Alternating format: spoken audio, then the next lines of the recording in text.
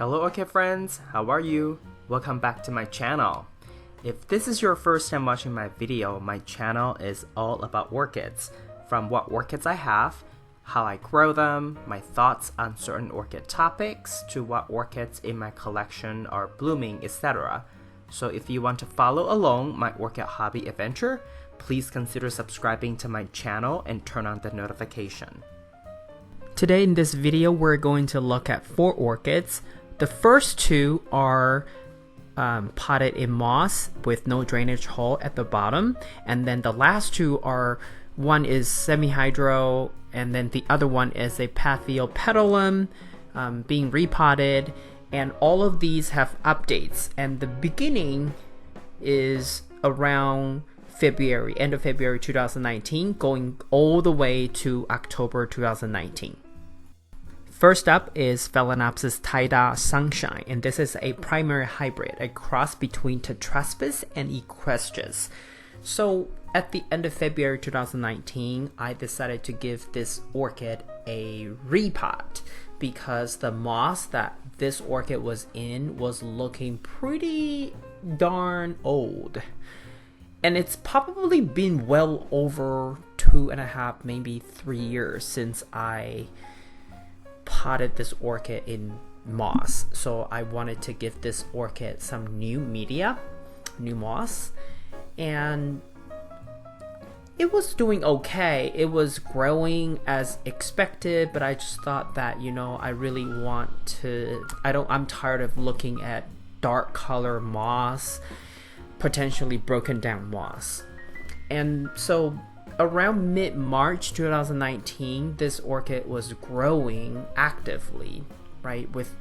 It was growing a new leaf, and it was also growing a bunch of roots inside the media. So that's always a good sign when you repotted an orchid and you see active growth. So fast forward October 15, 2019. There have been some roots that have died since. However, the latest 2 active root growth, right, without me pushing the roots down, they actually are growing into the media by themselves. And the newest leaf is just as long as the last leaf. However, it's a little skinnier. So I suspect that this orchid in my new environment needs a little bit more sun exposure. So I will probably adjust its location to somewhere else with brighter light exposure on my growing rack.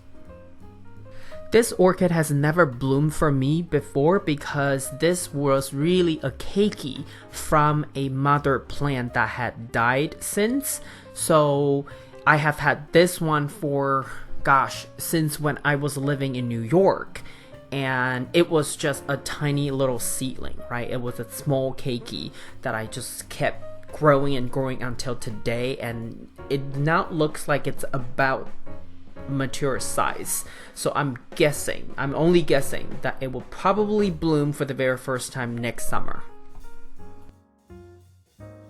The second one is a species, and this one is SellinOPS Ballina, and this is the wild form. End of February 2019, this one was still potted in an 8-ounce cup. It was a very small cup, and of course the moss was looking a little old, a little tired, and I also wanted to give this orchid a bigger container due to all the aerial roots that this orchid was producing.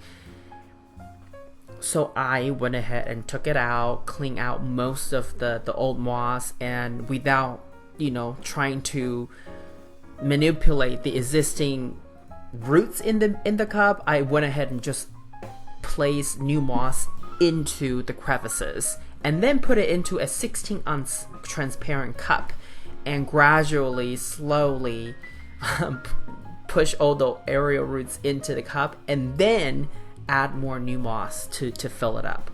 And the key with moss with no drainage hole method is the moss cannot be packed too tight. So you have to really make sure that it's really relatively fluffy inside the cup to allow air flow, air exchange, but then also to have that water air ratio to be equal, right? So fast forward mid-October 2019, this is the orchid would look like 6-8 months after the repot.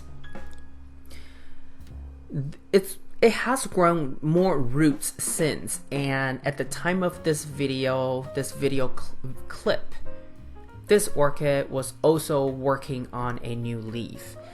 But this orchid has already bloomed this year from its new spike. The old spike from last year did not bloom this year and has browned and yellowed and died.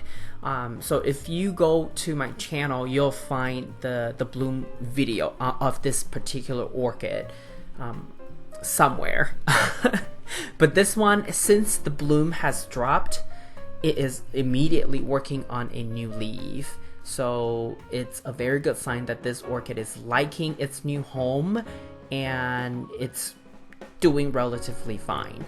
So the blue cup is really the outer cup to reduce sunlight exposure to avoid algae, but then because it's getting bigger and bigger, the leaves are getting larger and larger, it's a little top heavy. So I went ahead and used another ceramic outer cup decorative pot from another orchid, right? I use that to help this orchid avoid being, topple over. Okay, coming up now, the third one is our Corningiana. This one is a species orchid that I have had since when I was living in New York as well. But a year after I had owned it, it started to have problems. It started to grow really slow, and at times it actually did not even grow. Yes, in semi-hydro it produced one root and 2 aerial roots like you see here, but this orchid had never really done well under my care for some reason. It was just not performing. So I've shared a couple photos with people with much more experience, and they tell me, based on what they see, there are 2 main things about Corningiana. And number one is they think this orchid is infected with some kind of virus or something, maybe fusarium or something, so that this orchid, no matter how much feed I give it, no matter what kind of method I give it, it's always looking a little bit unhappy. And number 2 is Corningiana is a species, according to my expert friend, who's been, doing orchids for 20-30 years, and he's also in this business in Asia. He said that Corningiana sometimes can be very finicky, and it's not an orchid species that can be grown in just any place in the world. I don't know, I haven't done enough research, but since I have had this bad experience with Corningiana, and since this the photo, this orchid has actually passed, right? Eventually it just fade out, right? The leaves turn yellow, eventually just refused to grow, so it died. And since then I have decided that I will never attempt this orchid again. So let's just give this orchid an official see you and farewell. Rest in peace too. And our 4th orchid today is a Paphiopedilum, and this is a species called Spicerianum. This one in Asia, they actually give it a nickname called Little Frog. It's probably because of the way the flower looks. But okay, so February 2019, this orchid was in semi-hydro. It's been in semi-hydro for a while, but it never really quite grow the way that my other orchids would. And because it was not liking semi-hydro, as you can see, many roots rotted. It really technically only had 2 good roots when I took this orchid out of the pot. So obviously semi-hydro did not work for this orchid, and I suspect that the ratio that I give, between big and small pebbles, the ratio was just not ideal.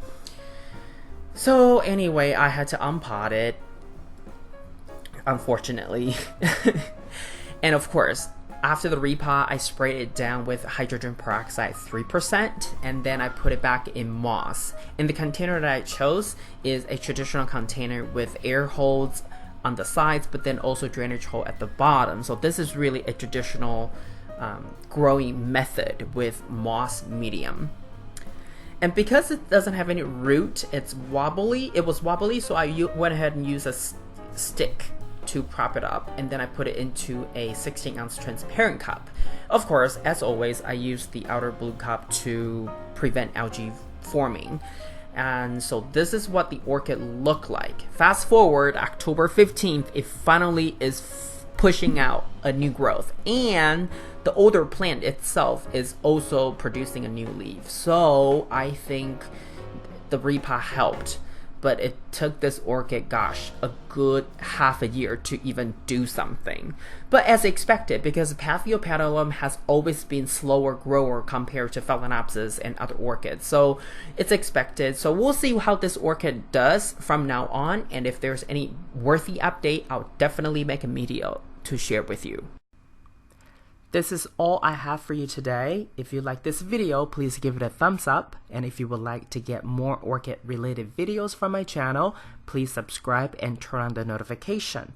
I want to wish you happy growing, and I will talk to you in my next video. Ciao!